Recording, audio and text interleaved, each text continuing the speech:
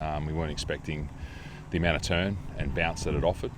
We knew there'd be some bounce, but the bounce was probably on the extreme level, and the turn that it offered really played on our hands after losing the toss.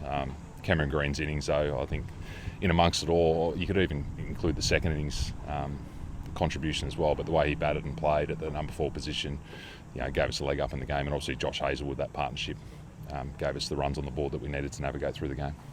Can you take us back to, I guess, those conversations around, I suppose, the importance of when you got Cam back in, that he got him into a position that was going to suit his rhythm of play and I guess his further development? Yeah, there was a lot of conversations. I think you guys were living those as well in the background. But yeah, we felt it was important that we picked the best 6 batters, and we felt he was in the best 6 batters. And his preferred position, as we've seen in Shield cricket, is number 4. And yeah, we think he can be a long-term option there. And I think this is a big step towards that. The conversations were always that he's obviously a quality player, and probably the statistics that everyone was looking at early on in his career probably didn't reflect the player that's in front of us. And I think we've seen a snapshot of that now, and I think the public's been able to see what we've been able to see over a period of time in Western Australian cricket and the change room as a whole. So really impressive step forward. But the way that he worked through batting with Josh Hazlewood as well, we've probably had a little bit of an issue batting low down the order. We've seen opponents do it to us, but he was able to navigate 5 balls, give Josh 1, work through that tricky situation, but then to find the boundary at the right time as well to get the total to where it was. So really impressive. What is it about just in the way this Australian batting lineup is set up? Andrew, Cam spoke about how number 6 at times was difficult to follow up on what Travis Head was doing. Like, what about his batting makes him that number 4? Numbers aside. I think technically he's sound, front and back foot. He's got a well-rounded game, plays spin well. So I think, in Test cricket, I think the difference between a 4 and a 6 is probably the scenarios that you get when you're batting with the lower order. And I think the way that he played at number 4 with the lower order is probably potentially the way he should have been doing it at number 6. But no, he's got a well-rounded game, can combat any situation. I think he likes time. I think that's probably the general theme. Is he likes to settle in, does take his time at the start of an innings. So sometimes he does feel like he's in a hurry if he starts to get with the lower order early in his innings. But yeah, he's only young in his Test career, and I thought, as I said, it was a huge step forward. As a coaching group, Andrew, they've different opposition, different scenarios. When you've gone like 5 straight innings where at some point you've been 5 for 150 or worse, does that raise concerns, or you just take it like an innings at a time and go, well, there are many factors that go into it? There's many factors that go into it. There's surface, there's opponent, situation of games, and it's probably, I think, sort of drilling into it. We feel like we can be better. So that's the starting point. We feel as though at times we have underachieved with the bat, which has left games open. And it's probably more particular in the third innings of games. I think if you go back across the last 12 to 18 months, and you'll be doing that as well, we've had some chances in the third innings to really shut out the opponent, and we've left the door ajar at times. And potentially we've probably been in a hurry to get to the total that we think we should get to and then get the game moving forward.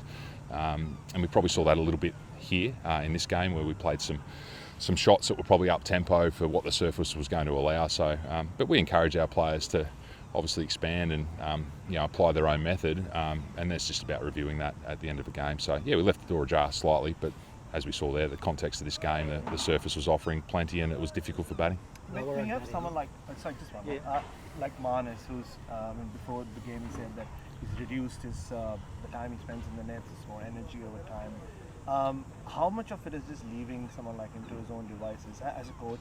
How much of it is maybe when he is going through a lean trot, pulling him aside and kind of almost like making a program for him yourself, because it's not working for him in that sense?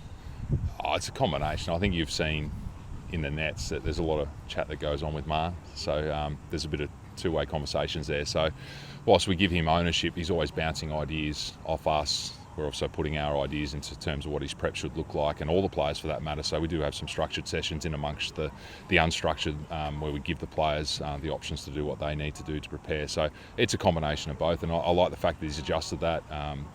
A sample size of 1 on the back of that small adjustment, I don't think there's any need for change, but I think over time, I think that'll serve him well. So I think the changes that he's made will, in the long term, pay off. Yeah. I was going to ask about Marn. What's the diagnosis and what's happening, and what's the concern level? I don't think there's any great concern from our point of view. Like in terms of we want the top 6, 7 batters to be performing as a collective. So I think while the rest are performing around that, I think and you're winning games at cricket. I think the concern levels are fractionally lower. Can he perform better? No doubt about that. Does he know that? He knows that. Is he working on it? Yes. So I said this last week, I said it a couple of weeks ago as well, that over time there's going to be some ebbs and flows in your career, and I thought in the second innings, and this is really hard to sort of quantify, but I thought the intent and the energy he brought to the crease, and it was only 2 runs, so I don't want to get carried away with 2 runs. But that's what we see when he's at his best. We saw that at Sydney in the second innings as well. We saw that at Manchester as well, where he come out there and he had the intent to score and put it back onto the bowlers. So that's when we think he's at his best. Sometimes the conditions don't allow that. You have to absorb a little bit more, but I think sometimes he undervalues, even in difficult conditions, when he's showing that intent, how much pressure he can put back onto the bowling units of the opponent. Have you deleted or thrown away the batting plans to Neil Wagner, because there's talk of a recall? Is there? Just a little bit. Okay, we'll deal with that when it comes. So I'm not more concerned about his bowling than his batting, so the batting plans, they'll be there, but no doubt if he were to play, then we'd have to come up with whatever that looks like for our batting, and I think we know what we're going to get with Neil. Been a champion over a period of time, one of New Zealand's best bowlers, so we won't have any surprises with the way he'll bowl to us. You mentioned allowing guys to play to their own method and then holding them accountable to that. What are the conversations with Alex Carey after holding out twice to cover in this test match? Yeah, I mean, they're going. They'll begin. They're going on at the moment. Yeah, I mean, he's disappointed with that as a method to, obviously, Glenn Phillips. He's encouraging himself to play off the back foot. It's an error in judgment. So, yeah, I think we're not going to hang him on 1 innings or 2 innings over a period of time. We'll see how that plays out.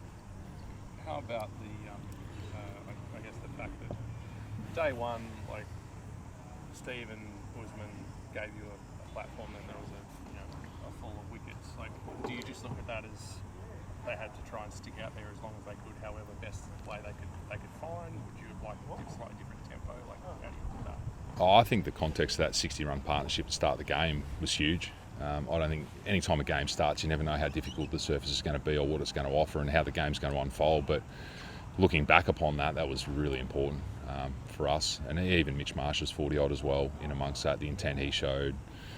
Those small contributions, when you bat first, you never know how important they're going to be. And Josh Hazelwood's was probably game-defining in terms of his ability to stay there with Cameron Green. But, yeah, that opening partnership, I think, looked good for us. Second innings clearly didn't go the way that we wanted it to. But, yeah, that was a start that just settled everyone's nerves. We were going to win a toss and bowl as well. In hindsight, it probably was a bat-first wicket. And then just in terms of Nathan, he's threw a couple of little jabs last night at Kane Williamson in terms of saying, I think I know how to get him out, kind of thing. I mean, with someone like that, with that amount of control that he's got, yeah, how much is Dan sort of helping to shape that? How much is it just letting him bowl? I think the big conversation always from us as coaches to Paddy and to Nath is about the fields and the field settings and how to use the 9 fielders the best way you can, and that's really the conversation in our sort of strategy meetings that goes into the fields and what we need at certain times. His control of the stock ball allows that to be the only conversation. I think he's great control, so you go, okay, we're going to bowl this line, this is what the field looks like, so dream to work with really. So yeah, Dan's added a huge tactical layer, understanding spin, understanding these conditions, but yeah, understanding what spinners go through along the journey, and he's got a good one to work with there. Turned around, made less tight by having a bit-day test. Back end of the summer, do you sort of envisage a chance to get someone else into that 11? You keep asking me a question. Have you got an agenda? My stock ball. It's your stock ball. I'll probably give the same answer as the stock ball. If they pull up well, very difficult to, and you're talking about the bowlers, I would imagine, very difficult to change. A habit of sort of 3.5, 4 day test matches allow that extra day of respite and recovery, but they've all pulled up well, not a huge load in this game. So yeah, I'd imagine that you could almost pencil it in or pen it in that it'll be the same 3 quicks, which is quite boring for you, but you can keep fronting up with your stock ball. There'll be a change at some stage, I'm sure. I'm not sure when. When you see how Cam parlayed that Shield form into this game, how much horsepower does that give you to sort of try to ensure guys get more red ball cricket ahead of a series like this? Yeah, we had a really big conversation around Cam and where we wanted to place him to give him the best opportunity to bear down that number 4, and we felt the luxury of Cam was that he's going to play in the IPL, so T20 cricket, it's not at a premium for him in the Australian side, so he's become an all three format player, and we felt his greatest challenge was flipping in between the formats. So it'll be an individual case by case is how I'm going to sort of package this up, and we felt like keeping Cam in one format for a period of time gave him the best chance, and that won't always be the case with everyone. Other players can go from one-day international cricket into Test cricket and make that transition, and it's probably the more experienced players that have done it over a period of time. So yeah, we'll use the Shield cricket to get ready for the Test summer on an individual's needs basis.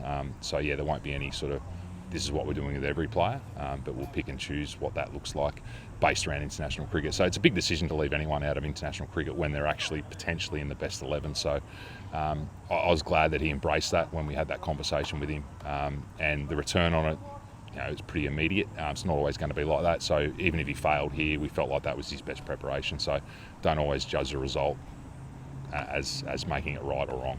He talked about the difference in contact points between T20 and Test cricket in particular after the first day, but also about he hopes that with time he'll be able to make that transition a bit more seamlessly and maybe not have to have that red ball volume in between.